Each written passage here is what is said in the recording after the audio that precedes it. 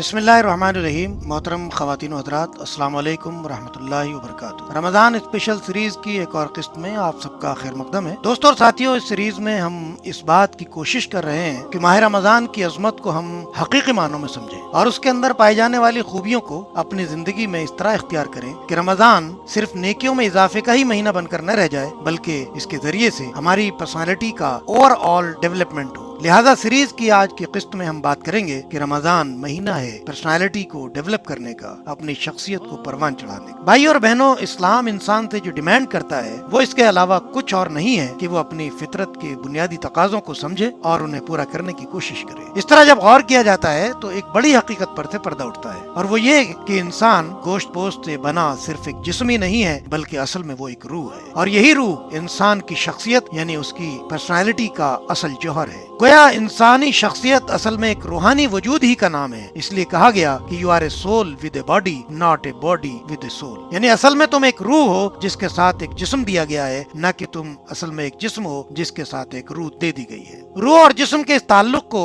हम कंप्यूटर से समझ सकते हैं। कंप्यूटर दो चीजों से मिलकर बनता है, एक सीपीयू होता है और दूसरा मॉनिटर होता है, और हम जानते हैं कि इन दोनों में असल हैसियत सीपीयू को ही हासिल होती है। मॉनिटर तो सिर्फ डिस्प्ले का काम करता है, लेकिन फिर भी मॉनिटर की अहमियत से इनकार नहीं किया जा सकता। लिहाजा एक कंप्यूटर में जो ताल्लुक मॉनिटर और सीपीयू के दरमियान होता है, वही ताल्लुक जिस्म और रूह के दरमियान भी होता है। सीपीयू में जैसा कुछ डाला जाएगा वैसा ही मॉनिटर की स्क्रीन पर नजर आएगा। अगर सीपीयू में गंदी और अश्लील चीजें डाली गई हैं, तो मॉनिटर की स्क्रीन पर अश्लील और गंदी हरकतें ही जाहिर होती हुई नजर आएंगी। सीपीयू में अगर साफ सुथरी चीजें डाली जाएंगी, वैसी ही अच्छी चीजें हमें मॉनिटर पर डिस्प्ले होती हुई नजर आएंगी। इससे ये बात साफ हो जाती है कि जिस तरह कंप्यूटर में असल चीज सीपीयू है, उसी तरह जिस्म और रूह के दरमियान जो ताल्लुक है उसमें असल हैसियत रूह को ही हासिल है। अगर हम रूह को अच्छी ग़िज़ा देंगे तो जिस्म से अच्छे अमाल जाहिर होंगे, और अगर रूह को गंदा कर देंगे और उसको गंदी ग़िज़ा देंगे तो जिस्म से गंदी हरकतें ही जाहिर होना शुरू हो जाएगी। अब कितना नादान होगा वो इंसान जो मॉनिटर को ही असल कंप्यूटर समझ बैठे और उसी के दुरुस्त करने यानी उसको मेंटेन करने में लगा रहे। इसी तरह कितना नादान है वो शख्स जो जिस्म के मेंटेनेंस को ही जिंदगी का असल मकसद समझकर जिस्म के इर्द गिर्द ही जीना शुरू कर दे। याद रखिए दोस्तों कि अगर जिस्म से किसी तरह की गंदी हरकतें जाहिर हो रही हैं, तो समझ लीजिए कि असल गड़बड़, असल खराबी रूह के अंदर है। उसको अगर दुरुस्त कर दिया जाए तो सब कुछ ठीक हो जाएगा। लिहाजा अगर हमें अपनी पर्सनालिटी को डेवलप करना है तो रूह को पाकीज़ा करना ही होगा।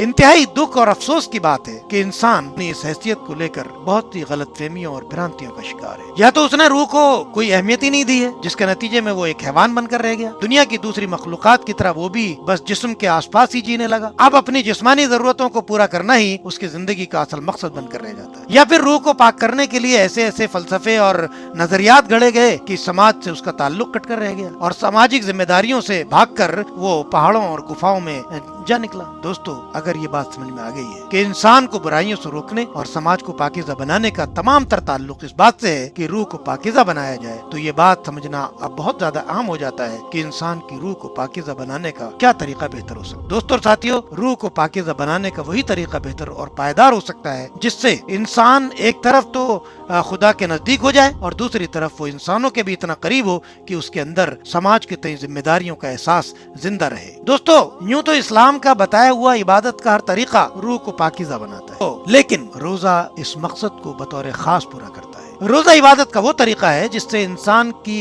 30 दिनों तक ऐसी तरबियत होती है कि वो जिंदगी के तंग रास्ते पर दोनों तरफ कांटों भरी झाड़ियों से दामन बचाते हुए चल सकता है और खुदा के इतना करीब हो सकता है कि उसके और खुदा के दरमियान कोई दूरी बाकी नहीं रहे। रोजा इबादत का वो पाकीज़ा तरीका है कि अगर इंसान ईमान और खुदा एहतिसाबी के साथ यानी अपने अमाल का जायजा लेते हुए और उसके तमाम तकाजों को ध्यान में रखते हुए इस पर अमल करे, तो लाजमी तौर पर उसके असरात रूह पर पड़ेंगे और फिर एक ऐसी शख्सियत उभर कर समाज में आएगी कि फरिश्ते भी रश्क करेंगे। उसके अंदर खुदा की नाफरमानी से बचते हुए जिंदगी गुजारने का वो जज्बा पैदा होगा कि वो ना तो कभी खुद अपनी नफसानी ख्वाहिशों का गुलाम बनेगा और न ही अपने ही जैसे दूसरे इंसानों का गुलाम हो सकता हो। फिर वो एक ऐसी पर्सनालिटी का मालिक होगा जिसे ना तो दुनिया की दौलत से खरीदा जा सकता होगा और ना उसे उसूलों से हटाया जा सकता होगा। वो लोगों के लिए एक ऐसी शफीक और रहीम शख्सियत होगा कि जिसके यहाँ सख्ती को नहीं बल्कि नरमी और अफू दरगुजर को अव्वलियत दी जाएगी। फिर उसका सरापा एक ऐसी पुरकशिश शख्सियत होगा जो लोगों के लिए सरापा खैर होगा और लोग उससे परवानावार मोहब्बत कर रहे होंगे और उसकी तरफ रुजू करते हो। फिर एक ऐसी महकम और मजबूत शख्सियत उसके अंदर परवान चढ़ रही होगी कि वो बातिल की आंखों में आंख डालकर